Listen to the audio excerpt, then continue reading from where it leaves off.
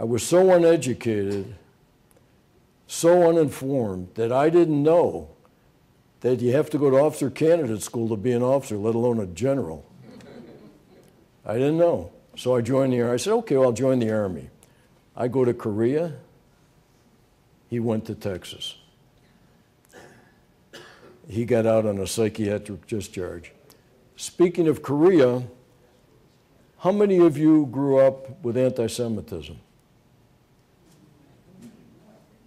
Okay, I did, and most of my friends did. Where I lived, there were Polish people, Jews, Italians, and there was a lot of anti-Semitism where I grew up.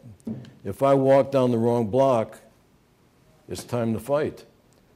So I was called Dirty Jew, Kike, Sheeny, Heeb, more times than I could count.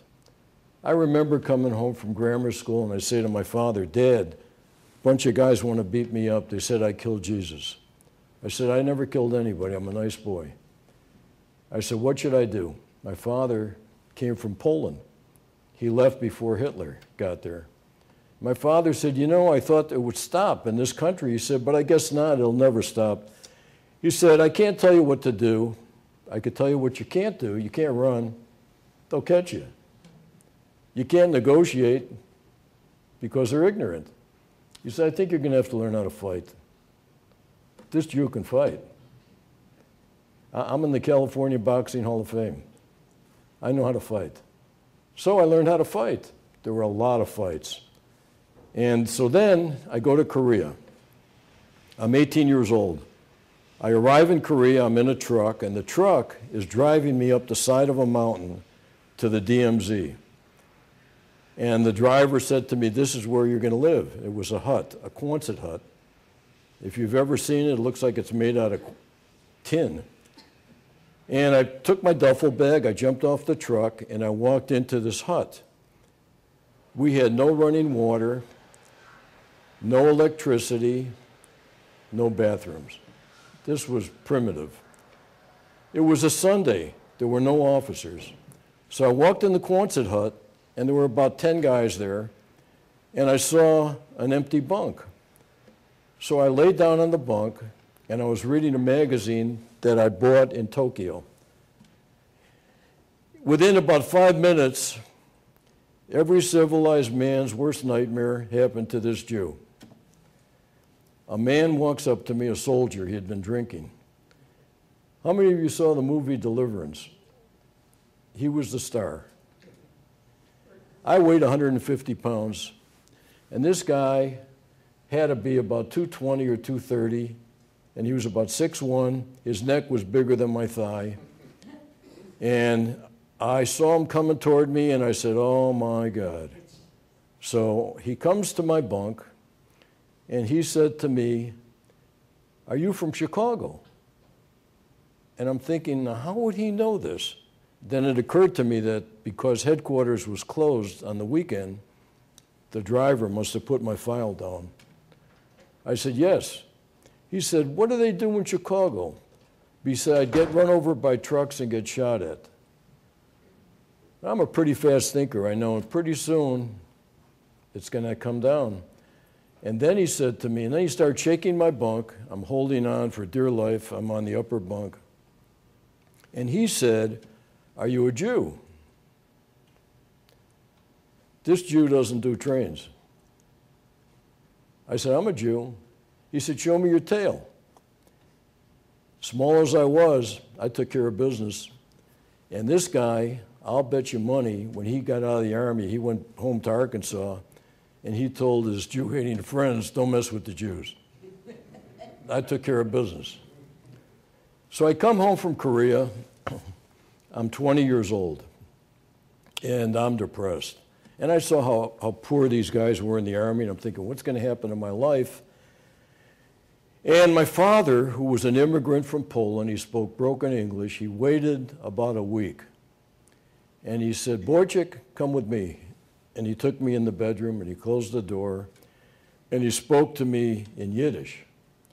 And he said, Mein Sohn, was will der tun mit dein Leben? My son, what will you do with your life?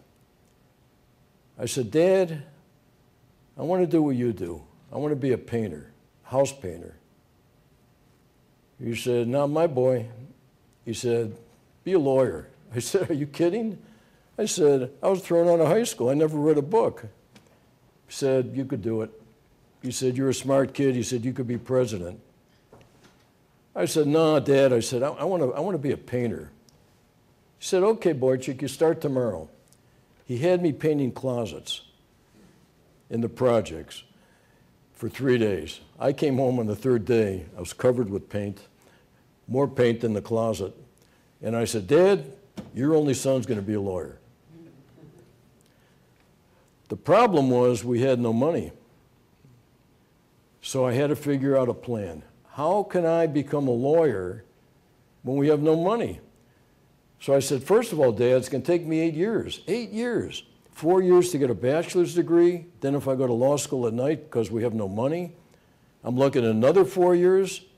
And my father, who was a smart guy, said to me, listen, 8 years is going to come and 8 years is going to go. The chumps will be home, you know, drinking beer, smoking grass. They'll have nothing. But if you do what I tell you to do, work hard, you could have a good life.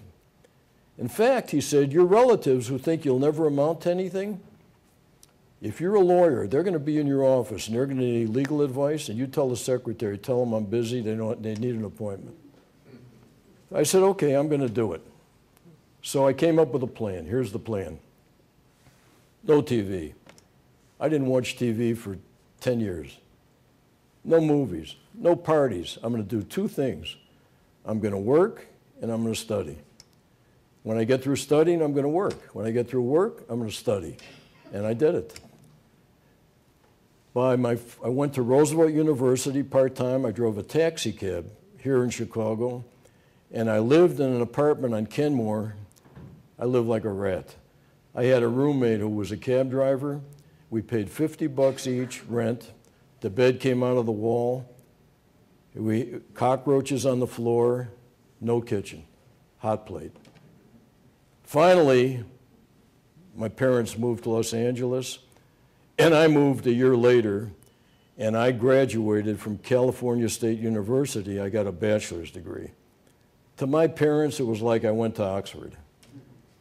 But I did it. I got a bachelor's degree. Then I became a high school teacher. I got all the credentials. I taught high school during the day, and I went to law school at night. It was very,